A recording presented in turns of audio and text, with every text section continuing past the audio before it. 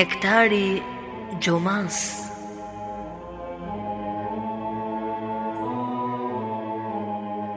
Prezanton Fondacioni Kur'anit.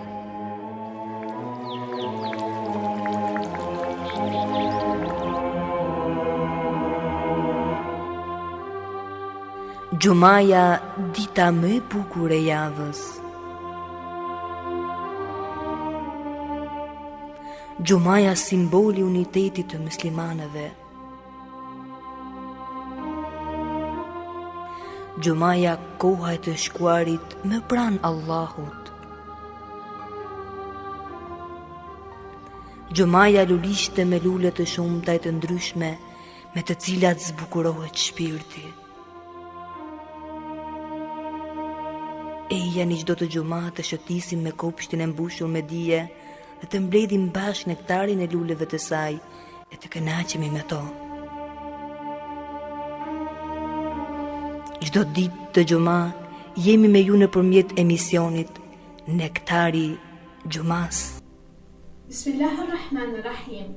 Alhamdulillahi Rabbil Alamin, wa salatu wa salamu ala Sayyidina wa Nabiyina Muhammad, wa ala ahlihi tayyibin tahirin, wa sahbihi al-muntajabin, wa ala jami' al-anbiya illahi wal mursalin. Me emrin e Allahut të gjithë mëshirshmet më shpërplotet. Falënderimet më të sinqerta janë vetëm për Allahun e Madhëruar. Paqja dhe mëshira e Allahut qofshin mbi profetin Muhammad, mbi familjen e tij të pastër, mbi shokët e tij të zgjedhur dhe mbi të gjithë të dërguarit dhe profetët e Allahut xhaleshanhu. Të nderuar dëgjues dhe shikues, ju përshëndesim përshëndetjen e bukur islame. Assalamu alaikum wa rahmatullahi wa barakatuhu. Paqja, mëshira dhe begatit e Allahut qofshin mbi ju.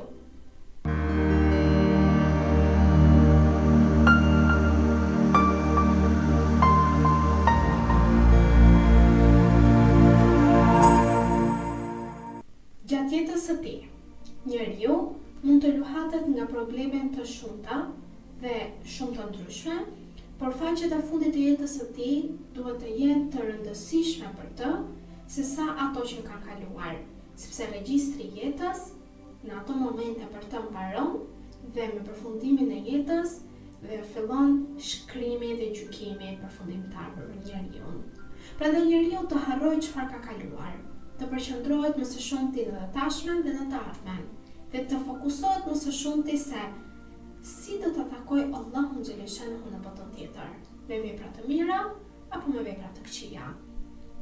Prandaj njerëzit besimtarë kërkojnë gjithmonë nga Allahu i lartësuar që këto fletë të jetës së tyre në ditën e gjykimit të jenë të ndritshme dhe që jetën ta mbyllin me mirësi. Besimtari e di se vlera e jetës nuk qëndron vetëm në gjatësinë e saj, por në cilësinë e mbylljes së kësaj jete që ai jeton. Kurani i përshkruan njerëzit e sinqert, si ata që përpiqen të arrijnë një fund të pastër dhe të qetë, duke thënë Bismillahirrahmanirrahim. Ata që Allahu i ka udhëzuar janë të fortë dhe të palëkundor. Ajeti 27 i surës Ibrahim. Kjo qëndrueshmëri nuk është rastësisht, por ndërtohet me vite përkushtimi, me vite lutjesh, pendimesh dhe veprash të mira, të cilat e çon njeriu drejt një përfundimi të bekuar. Në këtë udhëtim, çdo hap i vogël i drejtësisë, çdo fjalë ndeshme që ka hedhur dhe çdo pendim i sinqert që është penduar tek Allahu, shndrohen në dritë për të që do ta ndriçojnë njeriu në çastet e fundit të jetës së tij.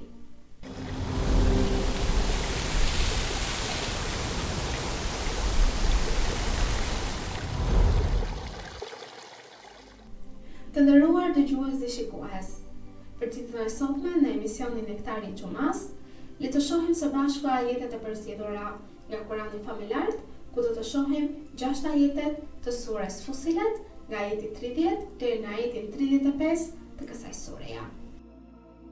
Me emrin e Allahut, të gjithë mëshirshmit, mëshirëplotit.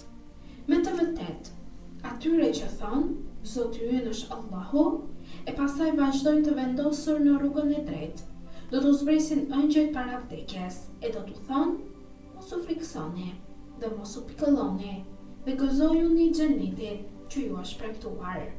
Ne jemi mbrojtësit tuaj në jetën e kësaj bote dhe në botën tjetër. Atje do të keni çfarë t'ju dëshiroj zemra dhe çfarë të kërkoni. Dhuratë e pasur për një Zot i falës dhe mëshirëplot. E kush flet më bukur se ai që i fiton dhe i fton njerëzit drejt Allahut, bën vepra të mira dhe thot, unë me të vërtet jam musliman. Nuk barazohet e mira me të keqen ktheje me të mirë, e atëherë armiku yt do të bëhet me njëherë mik i ngushtë. Ky virtyt udhërohet vetëm atyre që durojnë dhe vetëm atyre që kanë një fat të madh.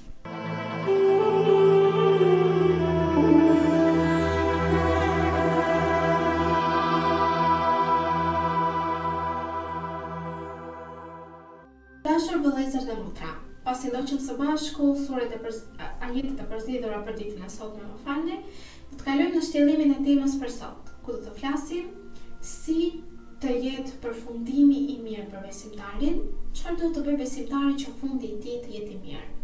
Pra, çfarë nuk kuptohet me fund të mirë? Pra, që vdekja e tij të vijë aq e lehtë, që ai të takohet me Allahun në mënyrën më të bukur, që ai person të kalojë në ditën e gjykimit i shndritur nga drita e veprave të tij që ka bërë në këtë botë. Përfundimi i mirë është dhuratë, por është edhe njëkohësisht një përgjegjësi e madhe. Besimtari është i vetëdijshëm se zemra ka nevojë të ushqehet vazhdimisht me përmendjen e Allahut, me përkushtim dhe moral të mirë dhe në mënyrë që të mos devijojë kurrësi dhe në këtë botë, dhe sidomos kur i afrohet përfundimi i tij ose fundi i tij, të mos devijojë nga kjo rrugë që ai tashmë ka ecur. Imam Aliu, paqja qoftë mbi të, ka thënë: frikësohuni nga mëkatet, sepse ato i prishin fundin njeriut. Ky mësim tregon se njeriu duhet të ruaj veten nga padrejtësia, nga zemrimi i panevojshëm dhe nga pasionet që e largojnë nga bindja ndaj Allahut. Vetëm zemra e pastër dhe gjuha që përmend Allahun do ta shohë veten të qetë në çastin e fundit, duke shpresuar në mëshirën e Zotit të gjithësisë, që është më i mëshirshme nga të mëshirshmet. Çdo njeri qëndron përballë një realiteti të paevitueshëm, që është jeta është një udhëtim i përkohshëm dhe përfundimi i saj është pika nga ku njeriu niset drejt përjetësisë. Në këtë kalim nga kjo botë në botën tjetër, besimtari ka një aspirat të madhe dhe të lartë njëkohësisht që përmbledh gjithë jetën e tij, e cila është largohet nga kjo botë me një përfundim të mirë. Pra largohet nga kjo botë, fundi i tij ka qenë i mbushur me vepra të mira, me adhurim ndaj Allahut, me përkushtim në adhurimin ndaj Zotit të gjithësisë dhe duke mos e lënë këtë rrugë të udhëzim nga ana e Zotit të madhëruar.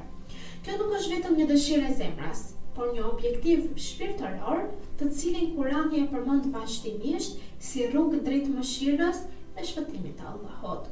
Përfundimi i mirë ose husnul khatima është mbyllja e jetës me besim, me pendim të sinqert, me zemër të pastër dhe me vepra të mira që e ndjekin njeriu edhe pas largimit të tij nga kjo botë. Allahu i madhëruar thot në librin e tij se Bismillahirrahmanirrahim.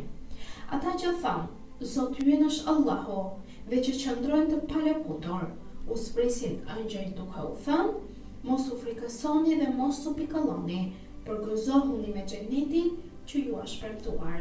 Ajeti 30 i surës Fusilat. Ky ajet është shtylla e konceptit të përfundimit të mirë. Pra, sepse në këtë ajet tregohet se mirëfundimi nuk është një çështje rastësie, por është rezultati i qëndrueshmërisë në veprat e mira, në qëndrueshmërinë e besimtarit në moralin dhe në besimin e tij të lartë në Allahun xhaleshanhu. Profeti Muhammed sallallahu alaihi wasallam ka thënë, njeriu ringjallet ashtu siç ai vdes. Nëse vdes besimtar, ringjallet besimtar. Nëse vdes me zemër të pastër dhe të përkushtuar tek Allahu, ashtu do të ringjallet në botën tjetër. Nëse vdes si një person i respektuar nga njerëzit këtu dhe i dashur nga Allahu xhaleshanhu, atëherë edhe në botën tjetër ashtu do të ringjallet. Imam Aliu, paqja qoftë mbi të, duke përforcuar dhe më shumë këtë hadith, thot në një hadith të tij se përfundimi i mirë është për të që e sinqerizon zemrën dhe e pastron veprën. Këto janë fjalë që na tregojnë më së miri për një realitet të brendshëm, i cili është fundi i jetës, është pasqyrë e gjithë jetës që ti ke pasur. Por si arrin besimtarin në një përfundim të mirë? Janë 7 pika të cilat e çojnë besimtarin. Shat jam në temën e ditës së sotme, por janë edhe më shumë nëse personi vazhdon të jetë i përkushtuar në rrugën e drejtë. Pra, cilat janë pikat që e çojnë besimtarin në një përfundim të mirë? E para, përfundimi i mirë fillon me zemrën. Zemra është organi shpirtëror që ndikon drejt për së drejti në të gjitha veprat dhe fjalët e njerëzit. Në Kuranin e shenjtë thuhet: Bismillahirrahmanirrahim. Ditën kur as pasuria e as fëmijët nuk do të kenë dobi përveç atij që vjen tek Allahu me zemër të pastër. Ajete 88-89 të surës Shuara. Pra, zemra e pastër është themeli i çdo përfundimi të lumtur, sepse ajo është burimi nga i cili dalin qëllimet e pastra dhe devotshmëria e sinqertë. Në atë zemër e cila është e pastër, buron besimi i pastër tek Allahu xhaleshanhu. Ajo zemër tashmë ka pranuar të përulet para Zotit të gjithësisë dhe pranon që të jetë e bardhë si bora, që në brendi të saj të ketë vetëm vend fjala e Allahut, urdhrat e Zotit të gjithësisë dhe të jetojë sipas legjislacionit islam. Pika e dytë.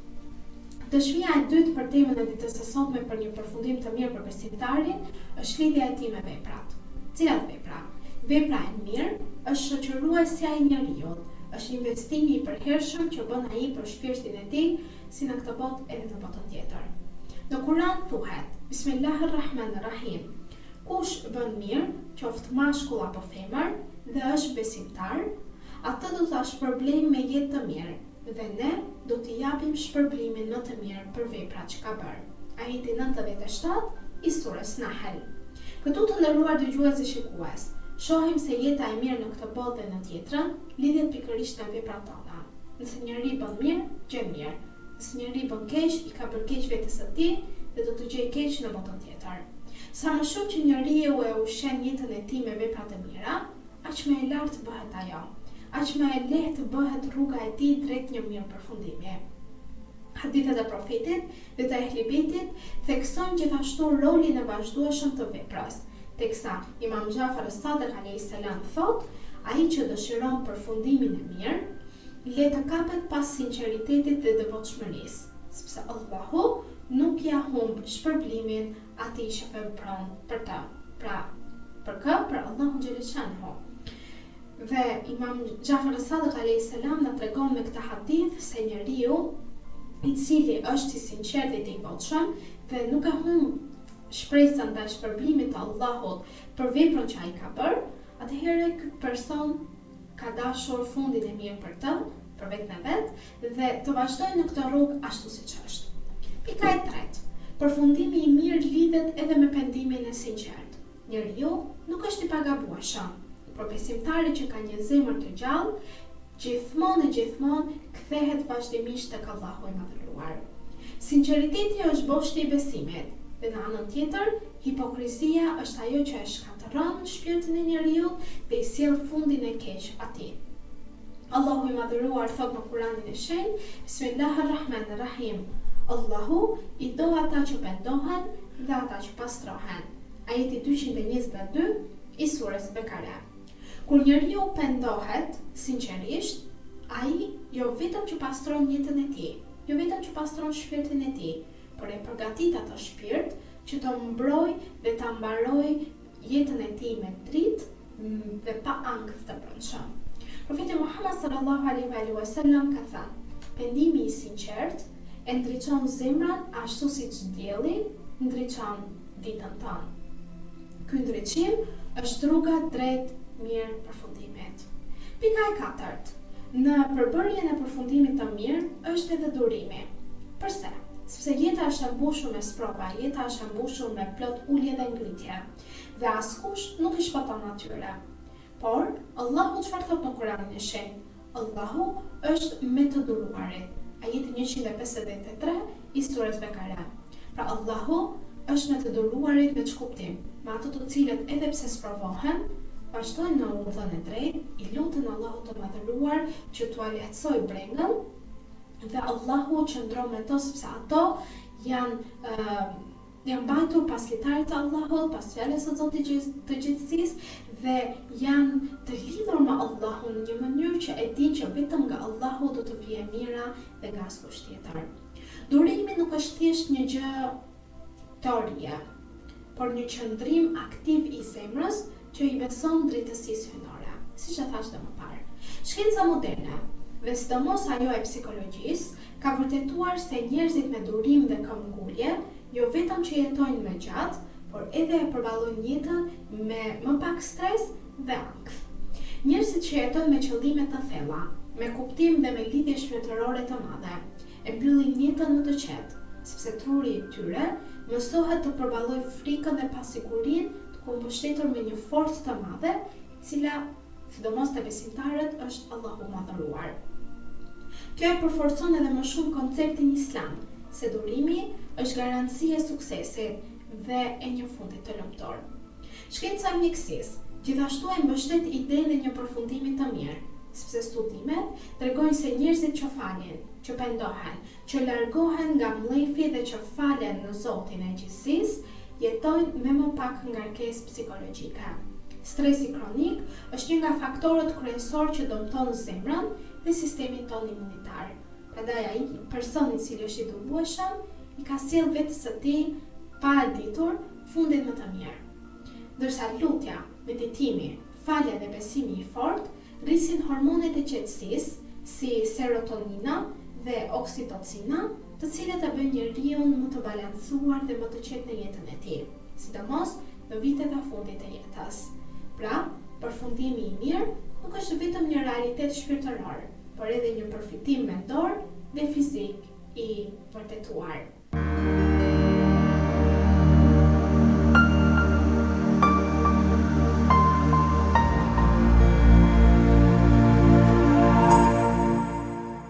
Të nderuar dëgjues dhe shikues, pika e 5 e temës për ditën e sotme, se si të jetë përfundimi i mirë për besimtarin. Një tjetër shtyllë e mirë fundimit për besimtarin musliman është lidhja me Kur'anin famuljar. Në një hadith profetik, profeti Muhammed sallallahu alaihi wasallam thotë: Kur'ani është shoqëruesi më i mirë, ai që të udhëheq në këtë botë dhe të ndërmjetëson në botën tjetër. Leximi i Kur'anit, meditimi mbi të dhe zbatimi i tij e bëjnë zemrën më të qetë dhe më të përgatitur për fundin e njerëzit. Allahu thotë: me të vërtet, me përmendjen e Allahut qetësohen zemrat. Ajeti 28 i surës Ra'd.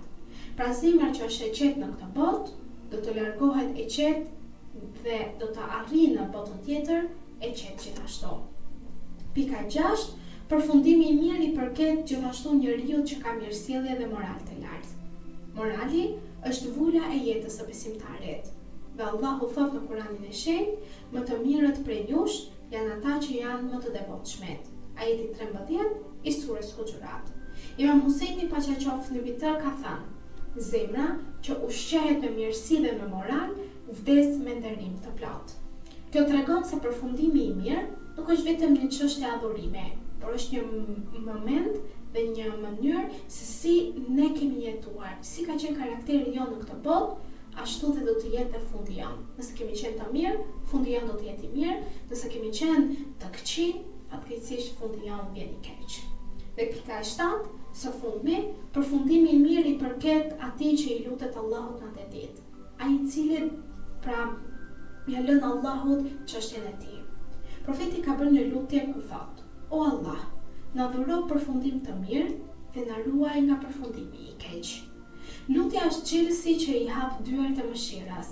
Njeriu që e kërkon fundin e tij të mirë me zemër të sinqertë është sikur ai që kërkon një streh të sigurt për shpirtin e tij. Besimtari duhet të di se përfundimi i mirë nuk është frikë e ankthshme, por është një dritë që e orienton atë. Sa herë që njeriu e kujton, ai përmirëson veten e tij. Pra, njeriu këtu bën vetë llogarinë e vetes së tij. Këtu njeriu sheh a ka vepruar mirë që nëse nesër pas nesër i vjen fundi që ti e ketë një fund të mirë, dhe këtu fillon ajo vetë llogaritja që sa më shumë njeriu ta kujtoj vdekjen, aq më shumë ai përmirëson nga vjetja e tij. Në këtë mënyrë, përfundimi i mirë nuk është vetëm një ndodhi e çastit të fundit, por është kurora e një jete të shpenzuar me besim, me vepra të pastra, me moral dhe me zemër të butë. Është momenti kur ëngjëjt zbresin me fjalë paqje, ashtu siç thot Kurani, paqja është mbi ju për ata që keni duruar. Ajeti 24 i surës Ra'd. Dhe kjo është dhurata më e madhe që një besimtar mund të marrë në fundin e tij. Nëse njeriu vepron me devotshmëri, pendim, durim, dashuri për Zotin dhe mëshirë për njerëzit, përfundimi i tij do të jetë i mirë gjithashtu. Dhe këtë e garanton Allahu teksa thot, përfundimi i mirë është për të devotshmit. Ajeti 49 i surës Hud. Dhe kjo fjalë duhet të jetë shoqëruesja e çdo besimtari, sepse ajo është premtim hyjnor dhe siguri për zemrën e çdo njeriu që jeton me sinqeritet. Në këto momente të nderuar dëgjues dhe shikues, duke u lënë në mbrojtje dhe ndihmën e Allahut xhaleshanhu, ju përshëndesim përshëndetjen e bukur islame. Assalamu alaikum wa rahmatullahi wa barakatuhu. Paqja, mëshira dhe beqatia e Allahut qofshin mbi ju. أيها الذين آمنوا إذا نودي للصلاة من يوم الجمعة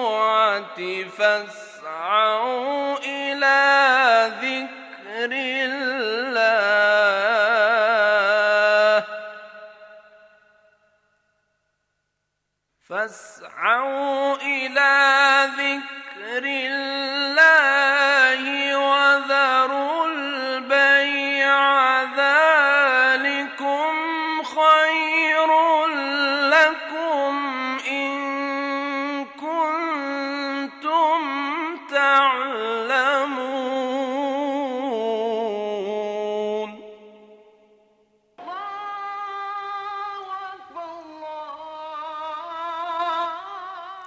O ju që besuat, kur bëhet thirrja për namaz, ditën e xumas, esni shpejt për aty ku përmendet Allahu, dëgjojini hutbën, falni namazin, e lini shitblerjen.